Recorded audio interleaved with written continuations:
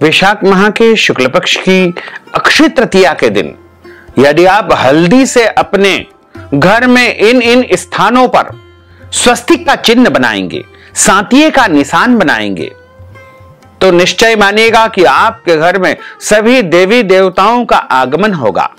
माता महालक्ष्मी की, भगवान नारायण की अपार कृपा होगी तथा देवताओं के कोषाध्यक्ष धनाध्यक्ष की अपार कृपा होगी और आपके घर में दशों दिशाओं से महालक्ष्मी का आगमन होगा।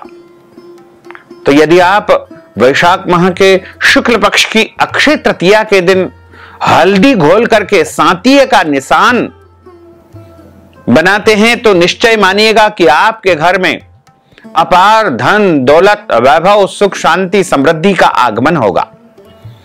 इस बार अक्षय तृतीया तिथि का आरंभ 29 अप्रैल 2025 मंगलवार की शाम को 5:31 से हो जाएगा, जो कि अगले दिन यानी 30 अप्रैल 2025 को दोपहर 2:12 पर तृतीया तिथि समाप्त हो जाएगी।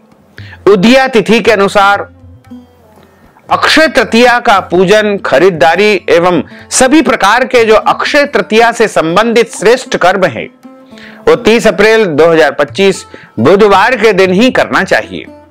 इस दिन सोना खरीदने का विशेष महत्व है।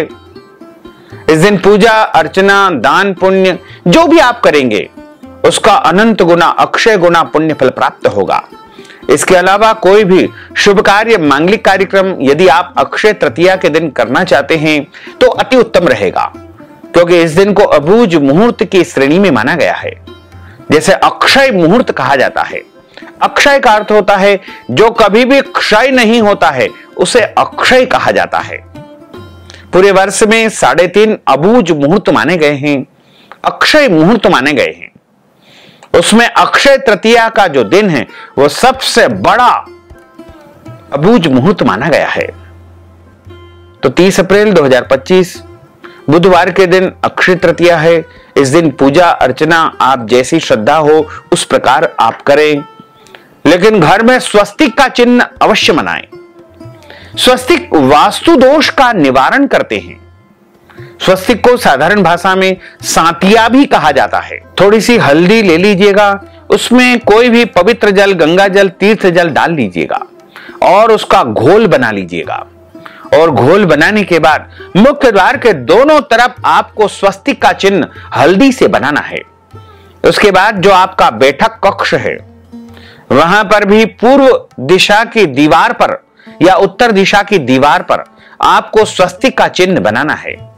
छोटा या बड़ा जैसा आप चाहें वैसा बना ले, लेकिन स्वस्तिक का चिन्ह अवश्य बनाएं। उसके बाद आप अपने रसोई घर में जहां पर भोजन का निर्माण होता है उसे रसोई कक्ष या रसोई घर कहा जाता है, वहां पर स्वस्तिक का चिन्ह बनाएं।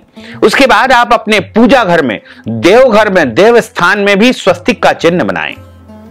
अपने शयन कक्ष में, जिसे आप बेडरूम कहते हैं, वहां पर भी स्वस्तिक का चिन्ह बनाएं। और बच्चों का जो पढ़ाई का जो कक्ष होता है वहां पर भी आप स्वस्तिक का चिन्ह बनाएं। और अन्य जो भी भंडार का कमरा हो, जो स्टोर रूम हो, वहां पर भी आप स्वस्तिक का चिन्ह बनाएं। लेकिन ध्यान रखें, पूर्व या उत्तर दिशा की जो दीवार होती है अपने घर में, उन पर आपको स्वस्तिक का चिन्ह बनाना चाहिए। बाथरूम इत्यादि को छोड़ करके सभी कमरों में, सभी कक्षों में आप कम से कम एक स्वस्तिक का चिन्ह अवश्य बनाएं। एक से अधिक भी आप चाहें तो बना सकते हैं। यदि ऐसा आपने कर लिया तो निश्चय मानिएगा कि आपके घर में दशों दिशाओं से लक्ष्मी जी का आगमन होगा, अष्ट लक्ष्मी का निवास होगा, स्थिर लक्ष्मी का निवास होगा। कभी भी आपके घर में रुपयों और पैसों की कमी नहीं आएगी। तो भक्तजनों, माताओं बहनों, हमने जो ज्ञानवर्धक जानकारी आपको प्रदान की है इसको आप अधिक से अधिक लोगों को शेयर करिएगा, लाइक करिएगा, कमेंट करिएगा। और यदि अभी तक आपने सब्सक्राइब नहीं किया है तो अभी और इसी समय सब्सक्राइब कर लीजिए, ताकि इसी प्रकार के ज्ञानवर्धक वीडियो आपको सबसे पहले प्राप्त हो सके। आपको और आपके पूरे परिवार को सादर जय श्री कृष्ण, सादर धन्यवाद।